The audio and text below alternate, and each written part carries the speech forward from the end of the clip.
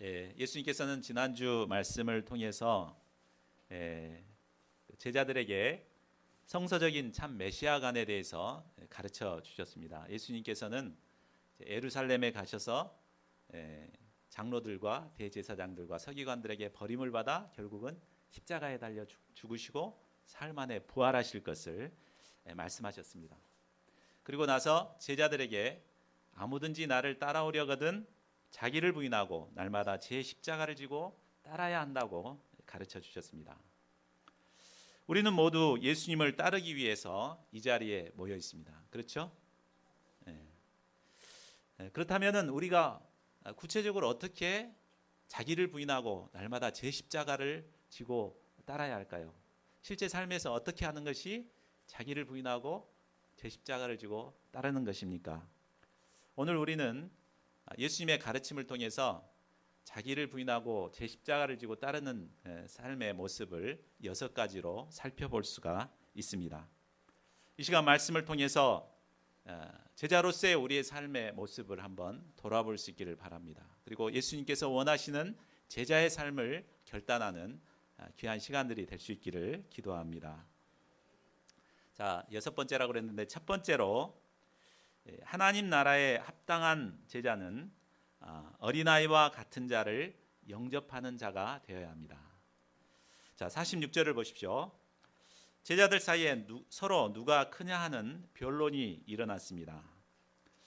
표준 세번역 번역에 보면은 다툼이 일어났다고 해석하고 있습니다.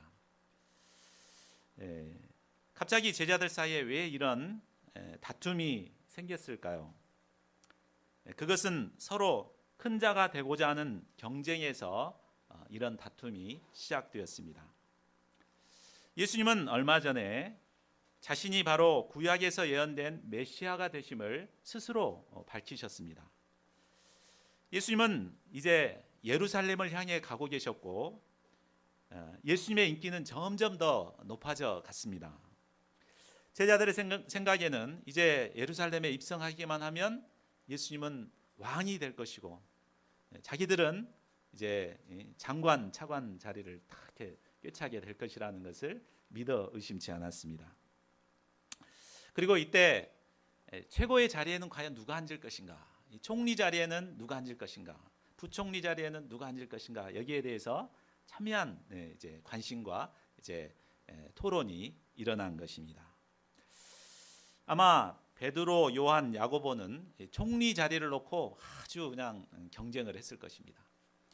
그리고 경제 부총리에는 아마 그 계산 잘하는 빌립과 또 세리, 마태 그리고 돈깨를 맡고 있는 가룟 유다가 아주 서로 경쟁적으로 내가 그 자리의 책임자다 막 이렇게 다툼이 있었던 것 같습니다. 나머지 제자들도 나름대로의 논리를 주장하면서 자신이 큰 자라고 주장을 했습니다. 아마 안드레는 좀 맹해 보이긴 하지만 내가 수제자 베드로를 인도한 사람이다. 그러니까 자기가 큰 자다. 아마 이렇게 자기를 과시했을 것 같습니다. 제자들은 예루살렘이 점점 가까울수록 굉장히 긴장이 돼서 빨리 이 서열을 정리해가지고 예수님께 아뢰야 되겠다 이렇게 아마 생각한 것 같습니다. 제자들 사이의 갈등의 시작은 아마 예수님께서 수제자 3사람들만 데리고 다녔기 때문에 아닌가 싶습니다. 그렇죠?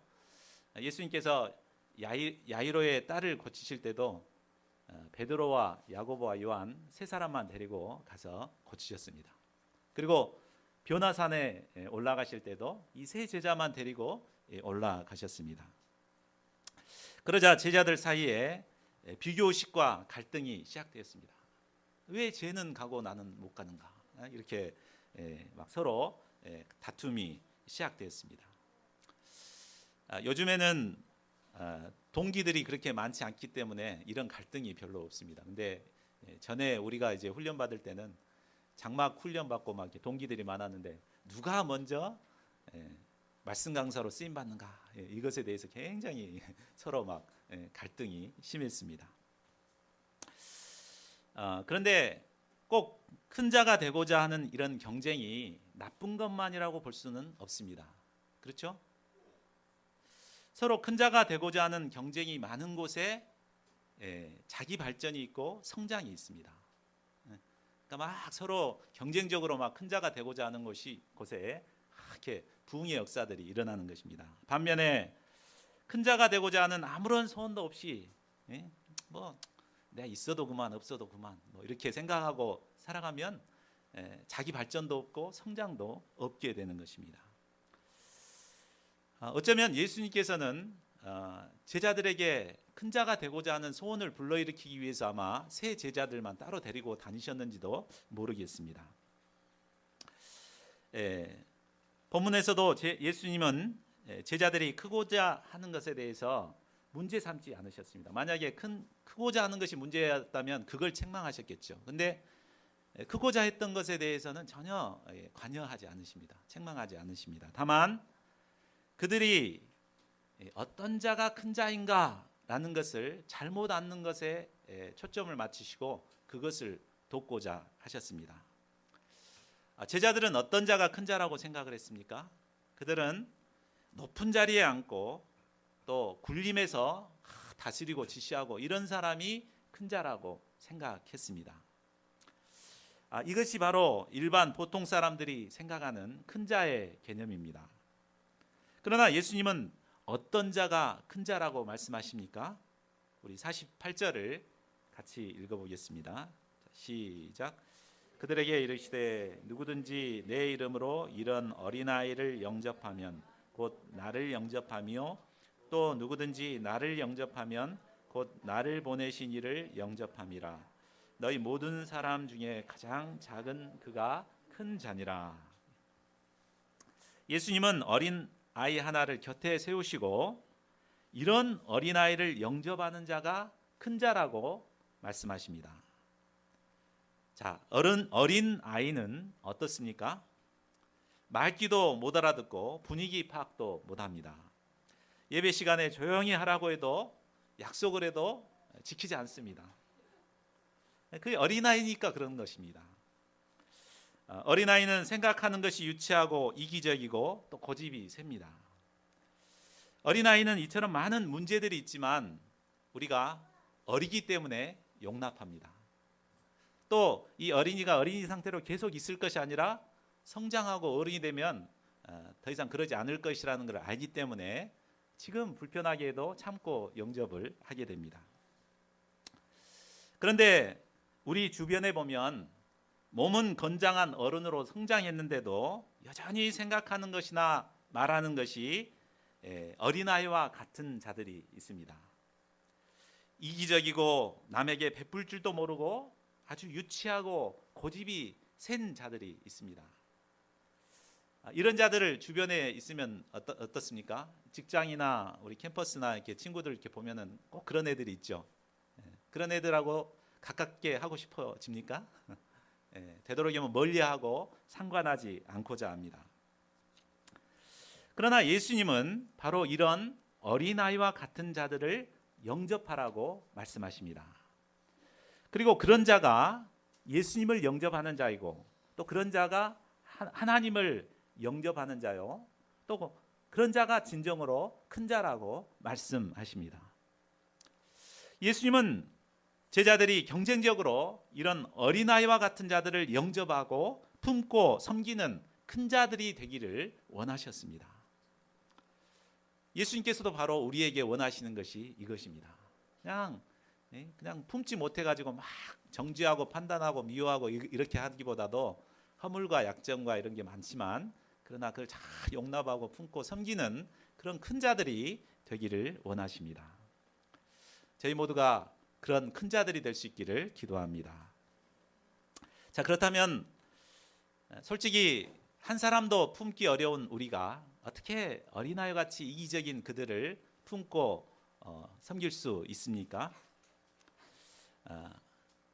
그것은 예수님의 말씀을 보면 우리가 알 수 있습니다. 예수님 뭐라고 하셨습니까? 내 이름으로 이런 어린아이를 영접하면이라고 말씀하십니다. 이는 곧 예수님의 이름을 의지할 때 어린아이를 영접할 수 있다는 말이기도 합니다.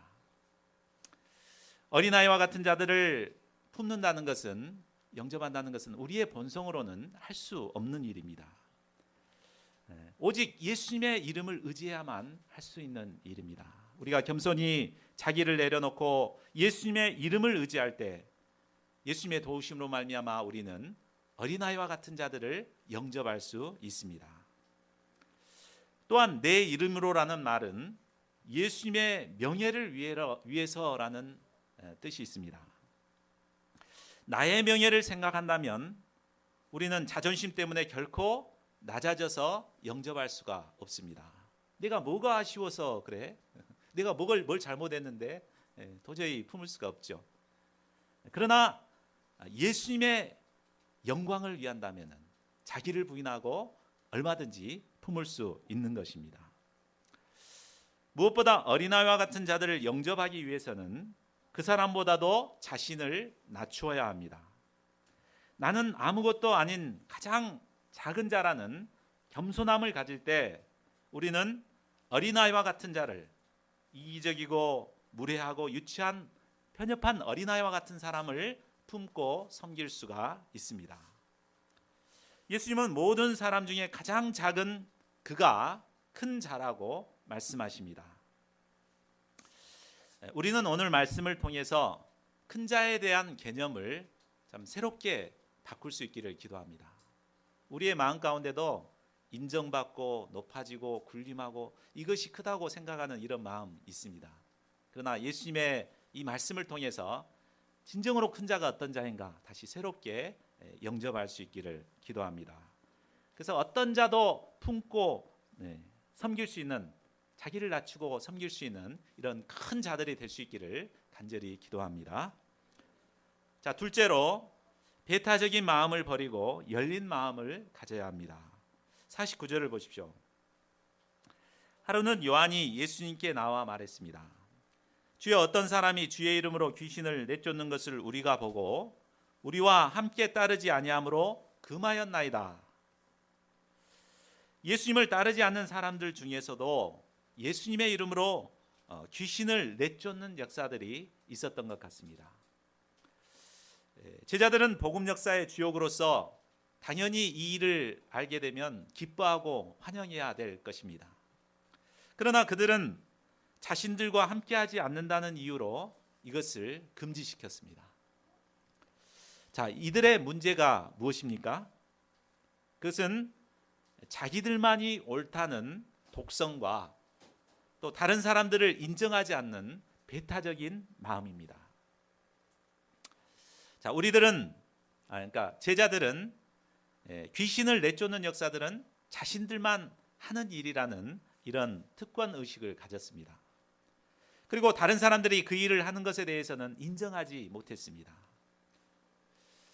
이처럼 자기가 하는 일에 대해서 자긍심을 갖는 것은 대단히 중요합니다. 우리가 하는 게 정말 옳은 일이야 하면서 자긍심을 갖는 건 참 좋습니다. 그러나 그것이 너무 지나쳐서 남을 인정하지 않는 배타적인 자세를 갖는 것은 제자로서 올바른 자세가 아닌 것입니다. 한국 교회는 그동안 수많은 교파로 분열하여 서로를 인정하지 않는 경향들이 있었습니다. 제가 어렸을 때 순천의 분위기는 순천에는 대부분 80% 이상이 장로교 통합 측입니다. 그래서 장로교 통합 교단이 아니면 대부분 막 이단시하는 이런 분위기가 팽배했습니다. 그러나 예수님은 그렇게 하지 말라는 것입니다. 나도 인정하지만 다른 사람들도 인정하라는 말입니다. 50절을 보십시오. 예수님은 자신들과 함께하지 않는다고 금하지 말라고 하십니다. 그리고 너희를 반대하지만 않으면 다 너희를 위하는 자로 영접하라고 하십니다. 반대하지만 않으면, 이단들이 반대를 하잖아요. 교회를 인정하지 않고 반대. 그러니까 이단들만 아니면 다 우리 편이라고 생각하고 영접하라는 말입니다. 예수님의 제자들은 배타적인 자세를 버리고 이런 넓은 마음을 소유해야 합니다. 교회가 다르고 교파가 다르더라도 다 주님 안에서 한 형제요 자매로 영접하고 하나님 나라를 세워가기에 힘써야 합니다. 자, 셋째로 하나님 나라의 영광을 바라보고 십자가의 길을 가야 합니다. 자, 51절을 보십시오. 예수님께서는 승천하실 기약이 차가는 것을 아셨습니다. 승천하실 기약이 찼다는 것은 이제 다시 하나님 나라로, 하나님의 보좌로 다시 돌아갈 때가 가까웠다는 것입니다. 자, 하나님의 보좌로 다시 돌아가시기 위해서는 반드시 먼저 해야 할 일이 있었습니다. 그게 뭐죠? 십자가를 지시는 일입니다. 예수님께서는 예루살렘에 들어가 장로들과 대제사장들과 서기관들에게 버림을 받고 그 끔찍한 십자가의 고난을 감당하셔야 했습니다. 예수님은 우리와 똑같은 인간의 몸을 입고 있으셨기 때문에 이 십자가의 고난을 감당한다는 것이 얼마나 참 힘드셨겠습니까? 똑같은 우리의 성정을 가졌는데. 그래서 예수님 그 마가복음에 보면 이 십자가 앞에서 제자들에게 내 마음이 심히 고민하여 죽게 되었다, 이렇게 솔직하게 고백하실 정도였습니다.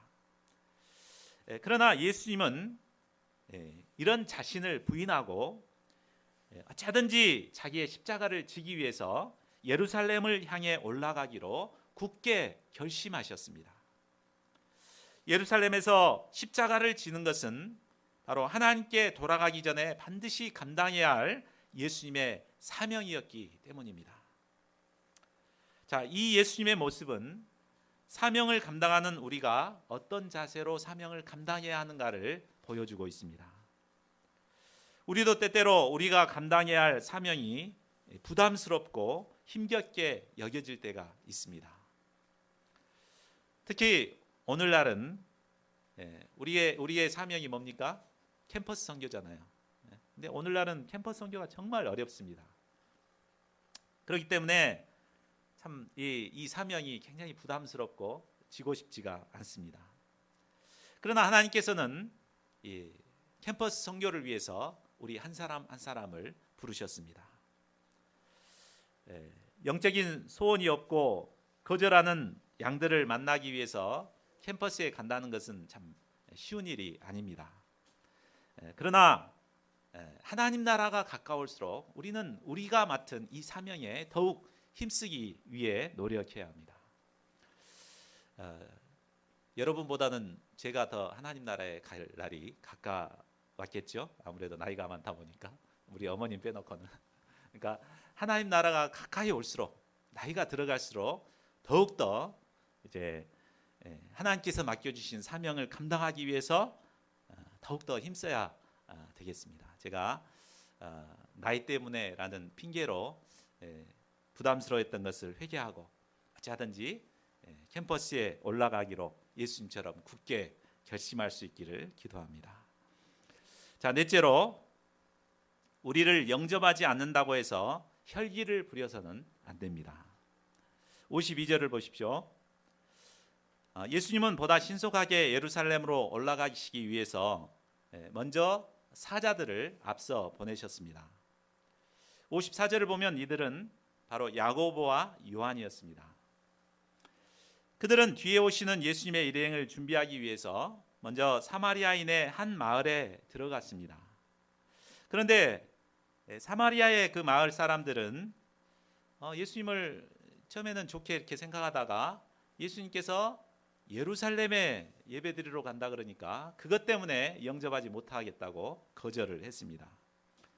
자신들은 이제 6월절에 예배드리는데 자신들은 그리심산에서 예배를 드려야 되는데 예수님은 이제 예루살렘에서 예배를 드린다 그러니까 예배처가 다르다는 이유로 거절을 한 것입니다.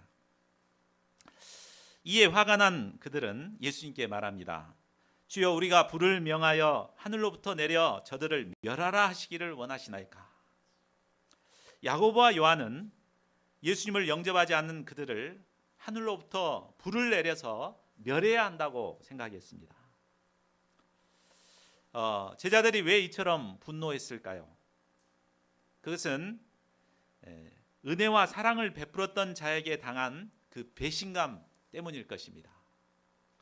사실 예수님은 서로 상종하지 않았던 그런 분위기 가운데서도 묵묵히 지역 감정을 허물고 먼저 그들에게 사랑의 손을 내미셨습니다. 예루살렘에 올라갈 때나 또 다시 갈릴리로 갈 때나 항상 유대인들은 거기 사마리아 땅을 밟지도 않는데 일부러 가서 그들을 섬기고 복음을 전하고 사랑을 베풀어 주었습니다. 그러므로 그들은 마땅히 예수님을 영접하고 환대해야 마땅합니다. 그런데 그들은 그 많은 은혜를 받고서도 배은망덕하게 예수님이 예루살렘에 간다는 걸 꼬투리 삼아서 문전박대를 한 것입니다. 혈기가 많은 야고보와 요한은 도저히 참을 수가 없어서 이들을 불을 내려서 멸해버리자고 제안합니다. 이들의 마음을 우리가 잘 이해할 수 있습니다. 우리도 은혜와 사랑을 베풀었던 자에게 배반을 당할 때 얼마나 참 화가 납니까? 참 제자들처럼 기도할 때 발목이 부러져라 이렇게 저주하는 기도라도 하고 싶은 심정이 들 때가 많습니다. 그러나 이때 예수님은 어떻게 하라고 하십니까? 자, 어떻게 반응하십니까? 55, 56절을 보십시오. 예수께서 돌아보시며 꾸짖으시고 함께 다른 마을로 가셨습니다. 예수님은 감정이 상해 씩씩거리는 제자들을 돌아보시며 꾸짖으셨습니다. 예수님은 죄인들을 멸하러 오신 것이 아니라 구원하기 위해 오셨습니다. 영접하지 않는다고 마음이 상해 화내서 그냥 다 멸해버리면 구원할 사람이 어디 있겠습니까?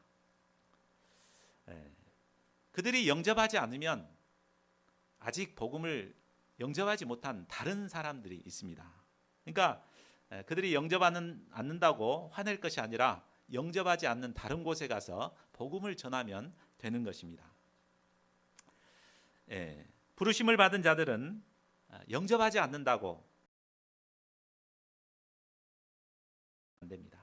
그냥 깨끗이 잊어버리고 예수님이 발에 티끌을 떨어버리라고 그랬잖아요. 그러니까 잊어버리고 다른 곳에 가서 복음을 전하기에 힘써야 합니다.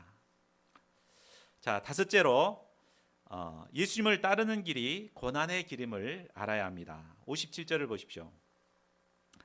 예수님이 길 가실 때 어떤 사람이 나와 말했습니다. 어디로 가시든지 나는 따르리이다. 마태복음에 보면 그는 서기관이라고 했습니다. 서기관이니까 굉장히 존경받고 안정된 직장을 가지고 있는 사람이죠. 근데 그는 이런 안정된 직장을 버리고 예수님을 따르는 제자가 되겠다고 결단한 것입니다. 참 훌륭하죠?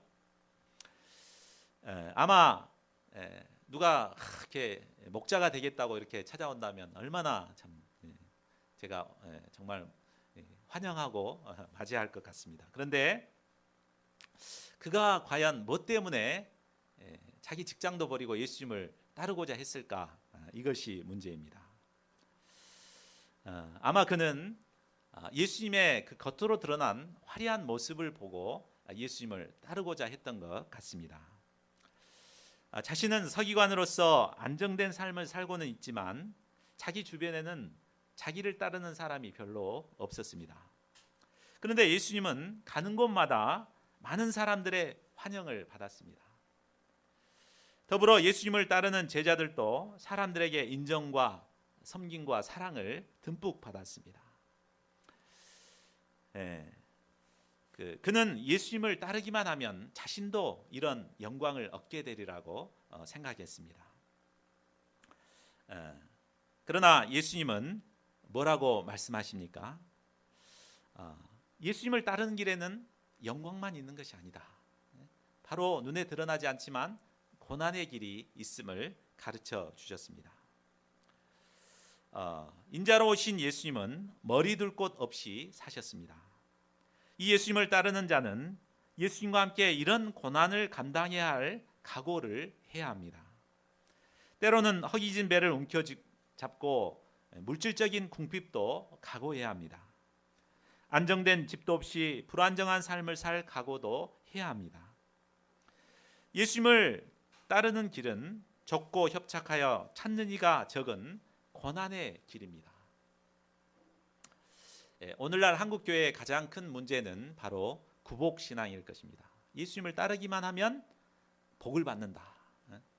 예수님 따르면은 내 기도 제목 다 이루어지고 복 받는다. 이런 생각으로 신앙생활을 하는 사람들이 참 많습니다. 그런데 실상 어쩝니까? 따라봐도 기도했는데도 기도 제목들이 잘 안 이루어지고 그럴 때가 많죠. 그러니까 뭐 예수님 믿어도 별거 아니네 뭐 이렇게 생각하고 결국은 교회를 떠나는 사람들이 많습니다. 그래서 한국 교회에 지금 사람들이 떠나는 이유가 다 그거죠. 축복 받으려고 왔는데 축복은 없고 오히려 힘드니까 그냥 다 흩어져 나가고 있습니다. 그러나 예수님께서는 바로 고난의 길인 것을 가르쳐 주십니다. 우리가 영광을 얻기 위해서는 반드시 고난의 길을 거쳐야 합니다. No cross, no crown. 바로 십자가를 통해서 영광에 이르는 것이 바로 예수님의 길입니다. 우리가 이것을 분명히 알아야겠습니다. 자, 마지막 6번째로 먼저 그의 나라와 의를 구하는 삶을 살아야 합니다. 59절에서 62절 말씀에서 나오는 이 두 사건은 오해와 논란이 많은 구절이기도 합니다. 잘못하면 예수님이 하신 말씀을 율법적으로 받아들여서 예수님을 따르면 부모가 죽어도 가서는 안 되고 가족들도 멀리해야 한다라고 오해할 수 있습니다. 그렇죠? 어떤 사람은 이 말씀을 근거로 가족들 모임에 안 가는 사람들이 있습니다. 시간이 남아돌아도 가지 마라 그랬다고 안 가는 사람들이 있어요. 그 잘못 이해하는 것입니다. 이게 본문을 정확하게 이해하기 위해서는 먼저 그 배경을 이해하고 이 말씀을 이렇게 묵상하는 것이 중요합니다. 자, 지금 시기적으로 어떤 시기입니까? 우리 51절을 한번 보시겠습니다. 51절을 보면 지금 예수님께서는 하나님께로 가시기 위해서 마지막 이제 예루살렘을 향해 가고 있는 중입니다. 그렇죠? 이제 예수님께서 그 길을 지나고 나면 다시는 돌아올 수가 없습니다. 왜? 십자가를 지시고 결국 승천하셔야 되기 때문입니다. 근데 이 마지막 순간에 이제 그 예수님께 부름받는 두 제자의 모습이 지금 여기에 등장하는 것입니다. 이들은 정말 엄청난 은혜와 특권을 누린 자들입니다. 그죠? 마지막 십자가의 길에서 예수님의 선택을 받았기 때문에 자기들은 고생 별로 안 하고 이렇게 예수님의 제자가 될 수 있는 큰 은혜와 특권이 그들에게 주어진 것입니다. 자, 이런 그 배경을 두고 한번 이제 본문에 들어가 보겠습니다. 자, 59절 보십시오. 자, 예수님은 또 다른 사람에게 나를 따르라고 부르셨습니다. 방금 말했듯이 그는 예수님이 십자가를 향해 가시는 마지막 길에 부름을 받은 특별한 은혜를 받은 자입니다. 그러나 그의 반응이 어떠했습니까? 나로 먼저 가서 내 아버지를 장사하게 허락하옵소서 하고 부르심을 뒤로 미루어 버렸습니다. 자, 유대에서는 장례가 당일날 치러집니다. 그러니까 우리는 3일장이잖아요. 근데 당일날 치러지기 때문에 이 사람의 아버지가 오늘 죽었는지 우리는 정확하게 알 수 없습니다. 근데 제 생각에는 오늘 죽은 것은 아닌 것 같아요. 만약에 아버지가 돌아가셨다면 지금 예수님 나와서 만날 수가 없었겠죠. 아마도 그의 아버지가 중병에 걸렸든지 곧 죽음을 앞두고 있다든지 아니면 나이가 들어서 곧 죽음을 앞두고 있다든지 그런 상황이었던 것 같습니다. 그러니까 자기가 가서 아버지 모시고 운명을 옆에서 지켜보고 또 장사 지내고 그러고 나서 다시 예수님을 따르겠다 이렇게 제안을 한 것입니다.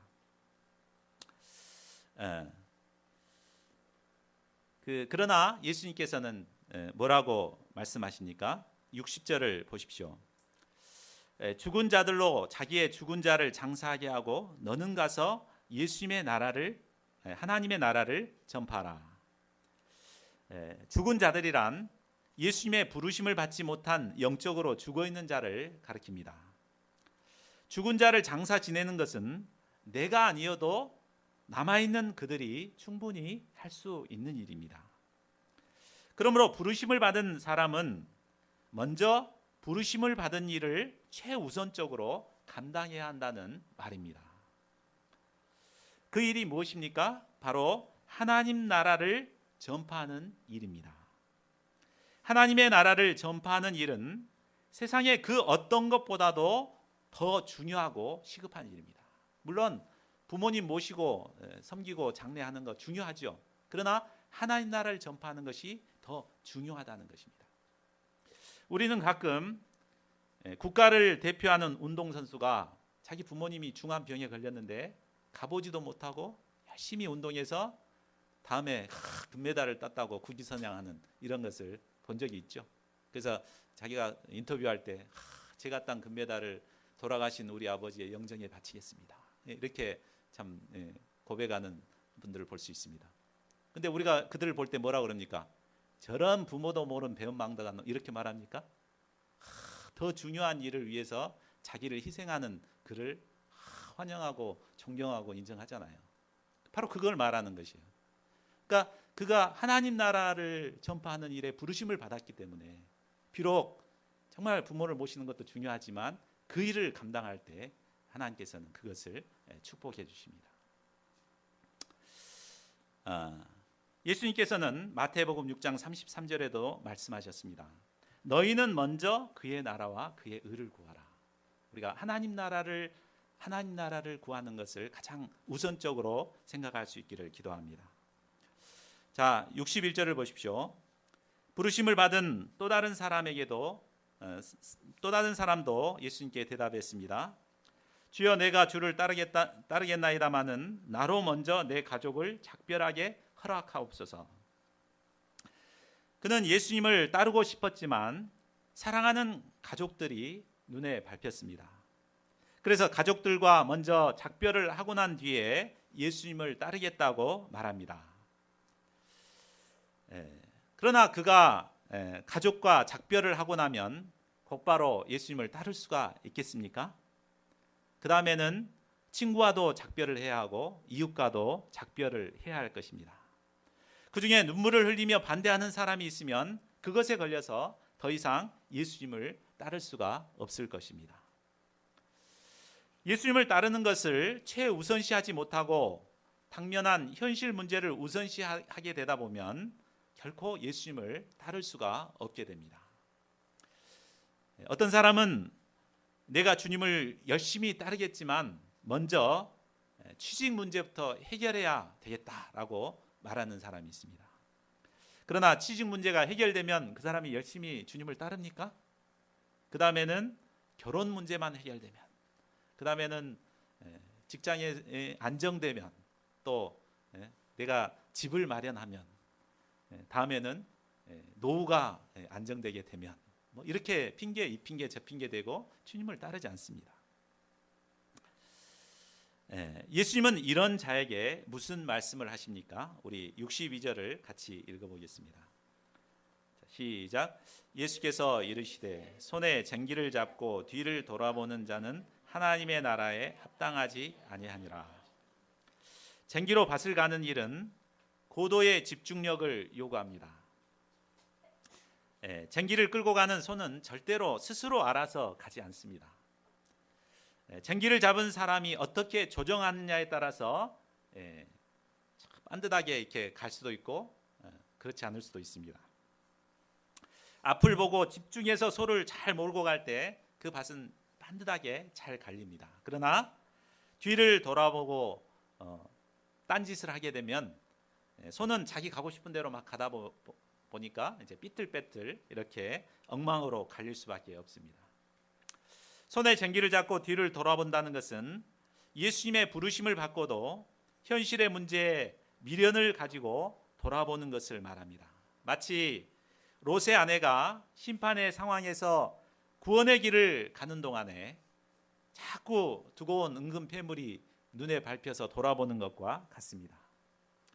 또한 출애굽한 이스라엘 백성들이 과거 애굽에서의 노예 생활을 동경하는 것과도 같습니다. 예수님은 이런 사람은 하나님 나라에 합당하지 아니하다고 경고하십니다. 쟁기질이 엉망이면 농사를 망치듯이 그들이 섬기는 하나님의 나라의 역사에는 아무런 도움도 줄 수 없고 열매도 기대할 수 없게 됩니다. 저자는 이상의 그 세 사람이 예수님을 따랐는지 안 따랐는지에 대해서는 기록해 놓고 있지 않습니다. 그 결정은 바로 우리의 결정으로 남겨놓고 있습니다. 과연 나는 어떤 결정을 할 것인가? 이런 상황에 처했을 때 어떤 결정을 할 것인가? 본인이 스스로 생각해보고 결정하도록 하신 것입니다. 자, 이런 상황 앞에서 우리는 어떤 결정을 내겠습니까? 예수님을 따르겠습니까? 아니면 뒤를 돌아보고 되돌아가겠습니까? 저희 모두가 먼저 예수님을 따르고 그의 나라와 그의 의를 구하는 자들이 될 수 있기를 기도합니다.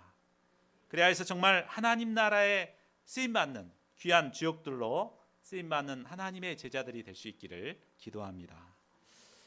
요절 말씀 읽고 기도하는 시간 갖겠습니다. 62절 시작. 예수께서 이르시되 손에 쟁기를 잡고 뒤를 돌아보는 자는 하나님의 나라에 합당하지 아니하리라.